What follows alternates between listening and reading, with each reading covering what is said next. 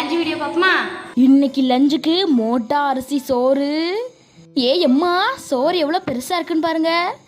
அடுத்து நெத்திலி மீன் ஐல மீன் ஃப்ரை, முட்டைக்கோஸ் பொரியல், நெத்திலி மீன் பொரியல், அடுத்து நம்ம நன்னிமா மீன் குழம்பு, அடுத்து சாம்பார், அடுத்து தக்க குழச்சது. சாப்பிடலாமா? முதல்ல நம்ம நன்னிமா மீன் குழம்பு ஊற்றி சாப்பிடுவோம்.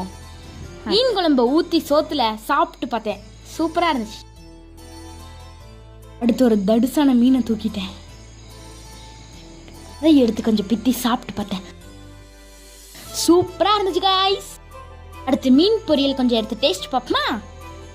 நெத்திலி மீன் பொரியல் நீங்கள் சாப்பிட்டுருக்கீங்களா? கமெண்ட்ல சொல்லுங்க. நான் சாப்பிட்டு பார்த்தேன் காய்ஸ், சூப்பராக இருக்கு. சரி, அப்படியே சாம்பார் கொஞ்சம் ட்ரை பண்ணி பார்ப்போமா?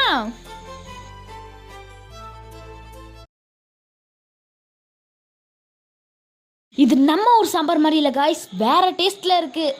பெரிய சாதத்துக்கு ஓகே, ஆனால் நம்ம ஊர் சாதத்துக்கு நோ. அடுத்து கொஞ்சம் முட்டைக்கோஸ் பொரியல் டேஸ்ட் பார்ப்போம். ஆக்சுவலாக எனக்கு வெஜிடபிள் பிடிக்காது, ஆனால் நான் சோத்துல விரவி சாப்பிட்றேன், தப்பா நினச்சிக்காதீங்க. பொரியல் சூப்பராக இருந்துச்சு. அடுத்து நம்ம பலாச்சக்கையில் மீன் குழம்பு ஊற்றி சாப்பிட்டு பார்ப்போமா? மீன் குழம்பு ரொம்ப உரப்பாக இருக்குது கைஸ், ஆனால் ரொம்ப டேஸ்ட்டாக இருக்குது கைஸ். மீன் குழம்போட சேர்த்து மீன் பொரியலையும் வச்சுக்கலாம்.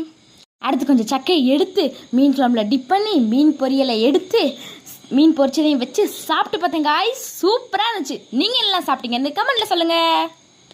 வீடியோ பிடிச்சிருந்தா லைக் சப்ஸ்கிரைபும் பண்ணுங்கள். Okay bye.